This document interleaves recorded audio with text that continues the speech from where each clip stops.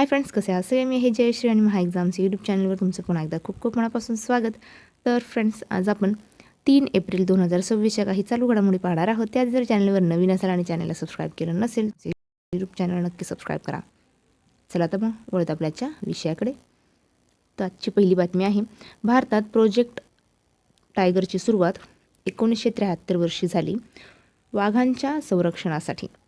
तसेच 1992मध्ये project elephant, त्यानंतर 17 September 2022 रोजी पंतप्रधान नरेंद्र मोदी यांच्या वाढदिवसानिमित्त प्रोजेक्ट चिता सुरू करण्यात आला होता. पुढे पाहूया, गुजरातमध्ये अलीकडेच मंजूर झालेल्या कोसंबा ROR फ्लायओव्हर. तर ROR म्हणजे काय? तर रेल्वे ओव्हर रेल्वे, ज्यामध्ये रेल्वेच्या रुळांवरून दुसरा रेल्वे पूल बांधला जाईल. पुढे पाहूया, नेक्स्ट ऑप्शन नावाचे प्रगत ॲप्लिकेशन्स ट्रेडिंग प्लॅटफॉर्म HDFC सिक्युरिटीजनी लॉन्च केलेला आहे. राष्ट्रीय महिला आयोगाने देशव्यापी डिजिटल सुरक्षा मोहिमेसाठी ट्रूकॉलरसोबत भागीदारी केलेली आहे. सध्या विजया रहाटकर या महिला आयोगाच्या अध्यक्षा आहेत. पुढे पाहूया, भारतीय वारसा व संस्कृतीला चालना देण्यासाठी संस्कृती मंत्रालयाने यूट्यूबसोबत सामंजस्य करार केलेला आहे. ओपन AIने आशियाई पॅसिफिक क्षेत्रासाठी व्यवस्थापकीय संचालक म्हणून किरण मणी यांची नियुक्ती केली आहे. पुढे पाहूया, नोकिया इंडियाने आपला नवीन कंट्री बिझनेस लीडर समर मित्तल यांची नियुक्ती केलेली आहे. याच संस्थेत विभा मेहरानी यांची कंट्री बिझनेस मॅनेजर म्हणून नियुक्ती करण्यात आलेली आहे. बालेंद्र शाह हे अलीकडेच नेपाळ देशाचे सर्वात तरुण पंतप्रधान बनलेले आहे.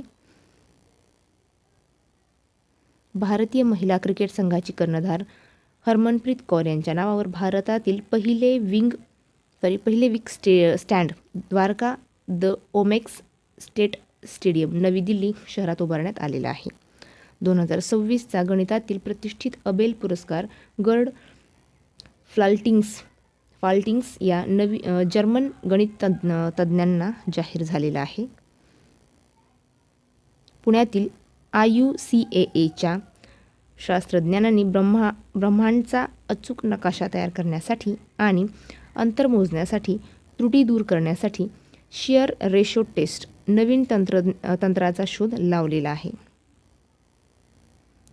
देवेंद्र फडणवीस यांच्या हस्ते मुंबईत प्रकाशित झालेल्या भारतीय इतिहासाच्या मांडणीवर भाष्य करणाऱ्या इंडियाज रोग हिस्टोरियन्स या पुस्तकाचे लेखक अरविंद सिंह आहेत.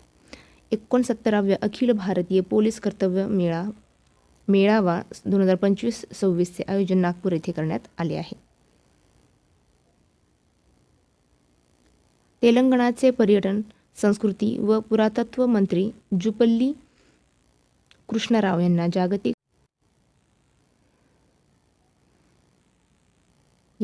जागतिक शांततेसाठी दिलेल्या योगदानाबद्दल प्रतिष्ठित ग्रँड प्राइजने सन्मानित करण्यात आलेले आहे.